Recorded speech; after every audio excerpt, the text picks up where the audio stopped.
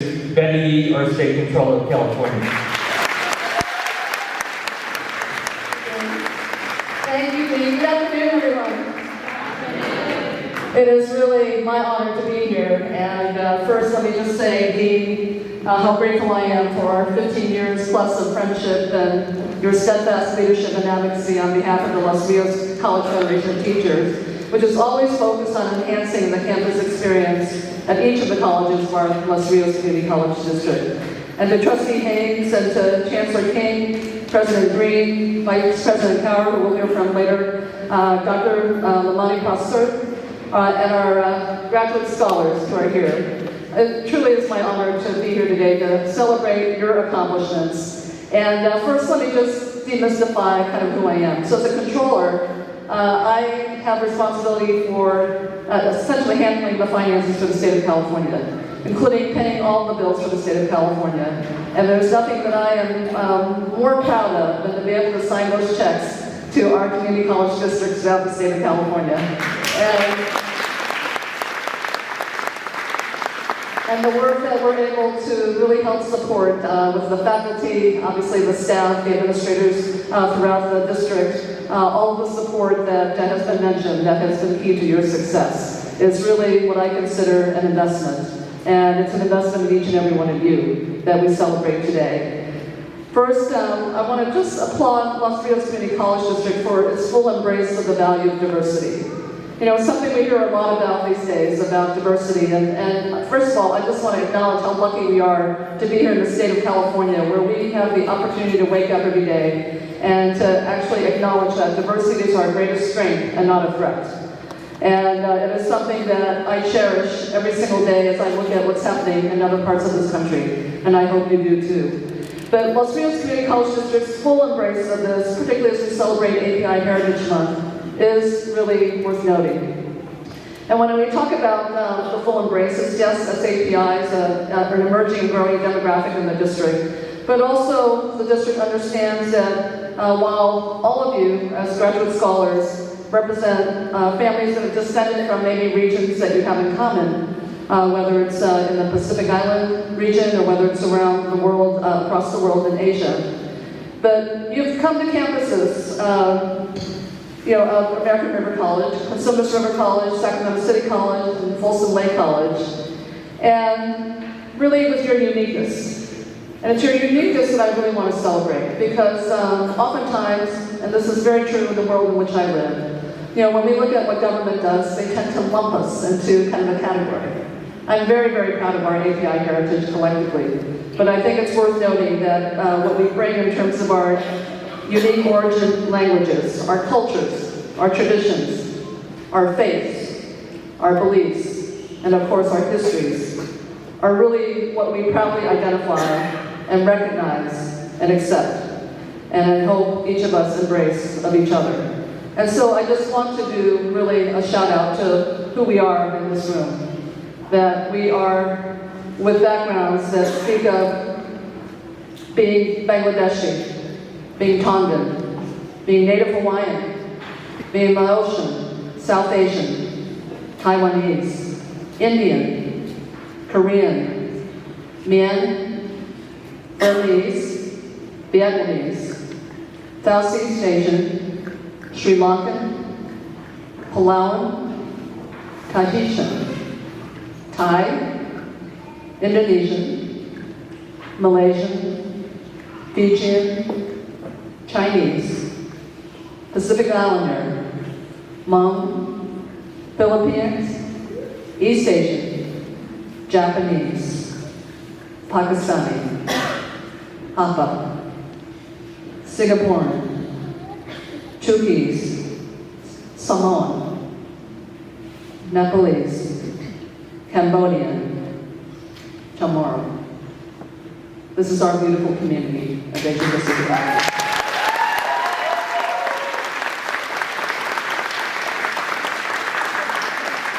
So today we do celebrate an important milestone of academic achievement of our scholars and the beginning of your contributions in your professions, your vocations, your future further academic studies, and also your contributions to your communities.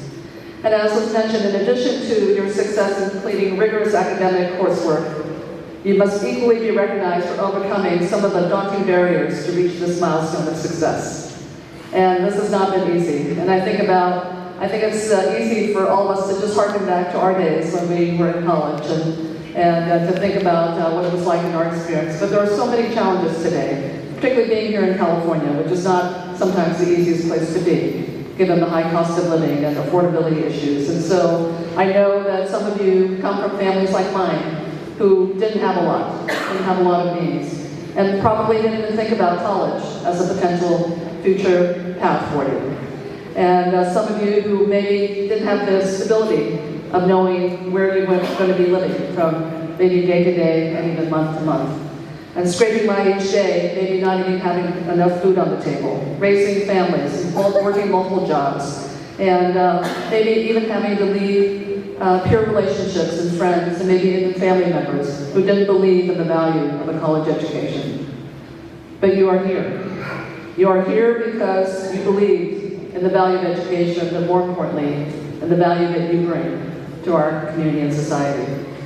And so the milestones that have been achieved, that you've achieved, it is more than just about excelling academically.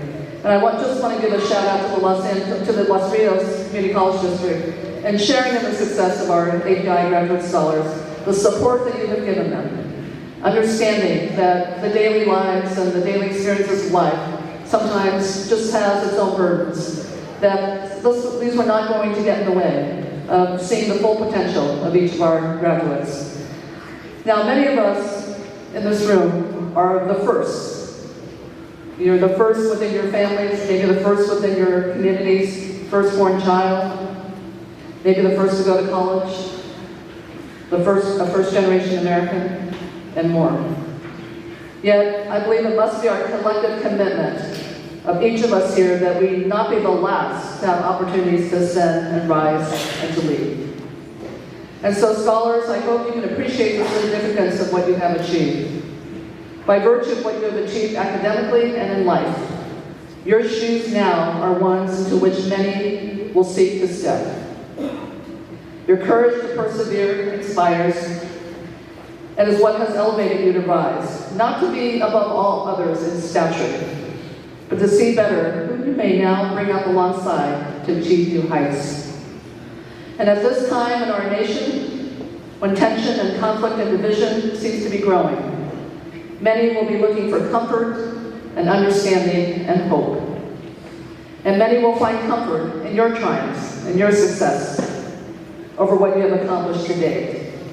Others will seek understanding of our differences that likely will center more on the experiences we share in common, necessitating your speaking and giving voice to your own personal journey.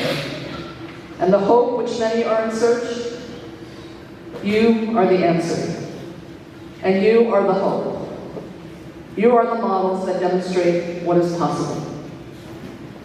And so as you appreciate this milestone that you've reached at this point, I want you to think about what tomorrow will look like. Now, we can think about the jobs that we may be going into, the careers we may be entering, hopefully the further studies that we may do, whether immediately or down the road. But I want you to think more about the support that you've had around you and what that has meant to you in terms of reaching this milestone. And to think about yourself in those shoes now, and that really regardless of what you decide to pursue, there is always an opportunity to serve and to give back.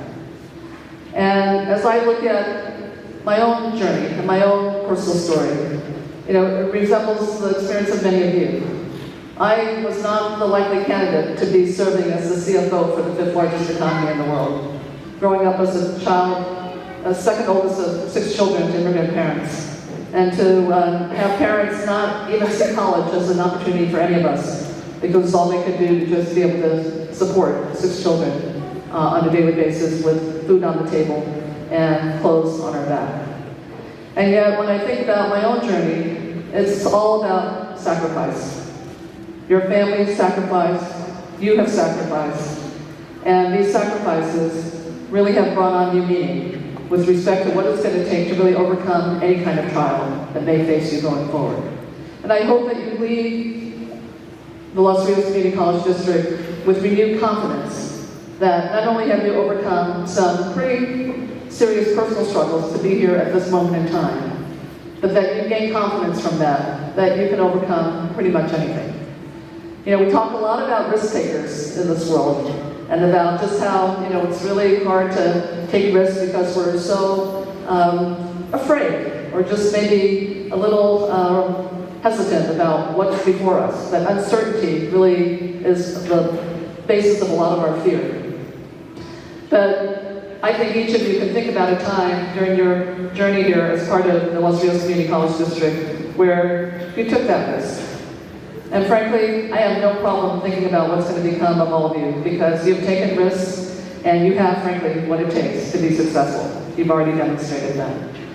Now, why does the CFO of California care about all of this? Everything I do in my work is through the lens of the economy. And we know, as we are pursuing our studies, as I'm looking at how our economy is transforming in California, that the opportunities of the future will require those who are going to be able to be adaptable, to be resilient, and be able to really understand change that is happening around them.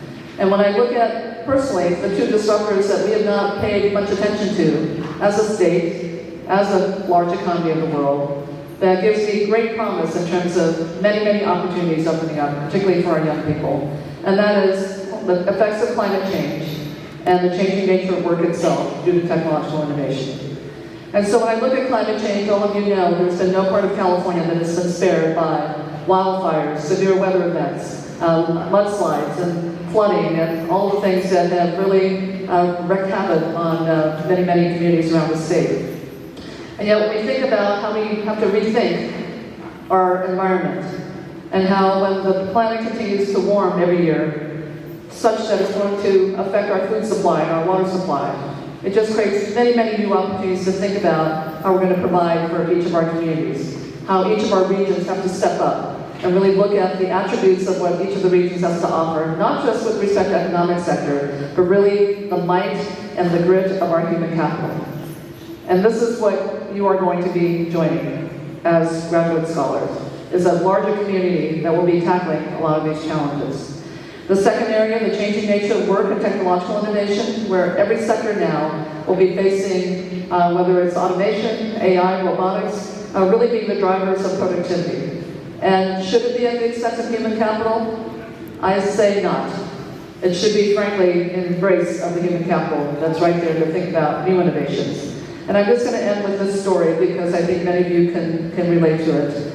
As I said, I'm the second daughter of immigrants born in China. My mother is still alive. She's 96 years old and lives in San Francisco. She is recovering from a viral infection to her brain that she suffered almost 2 years ago. And in San Francisco, we have not been able to find caregivers for her need for 24-hour care. One of the lasting effects of her viral infection is that she is unable to swallow. And so her nutrition and her medication is through a feeding tube. You are looking not only as the CFO of the fifth largest economy, you're looking at a caregiver. And I will tell you that this is an area that we are ill-prepared to deal with. And when I look at all of the parents, grandparents here in this audience, the fact that we all know loved ones, and California is going to be facing huge increases in our aging population. This is an area that is ripe for innovation. This is an area that is ripe for looking at how we can lend our talent, our skills, and our compassion in terms of how we're going to take care of our communities. And so when I look at what we've been able to do with my mother, and I think about how I could really use a couple of robots when I'm with her for 24 hours. So that it's just very, very focused care and very attentive care. But it's truly an honor to care for her. But I want us here in California to be recognized around the world, not only as the home of technological innovation, but really the home of human innovation. And I know that's possible. I know that's possible because of the innovation, the resilience, the creativity, and frankly, the might and grit of our API graduate scholars in this room. And so it gives me just really great pleasure to extend my heartiest congratulations to all of you But more importantly, it gives me greater pleasure to say, welcome to the world of just being a part of this greater community, of this great state of California. I know you will make great contributions. And frankly, I have no doubt that you will be able to overcome the risks that will be presented before you. And I will just say, when I look at our planet, our nation, our state, and our community, we are in very, very good hands. Congratulations.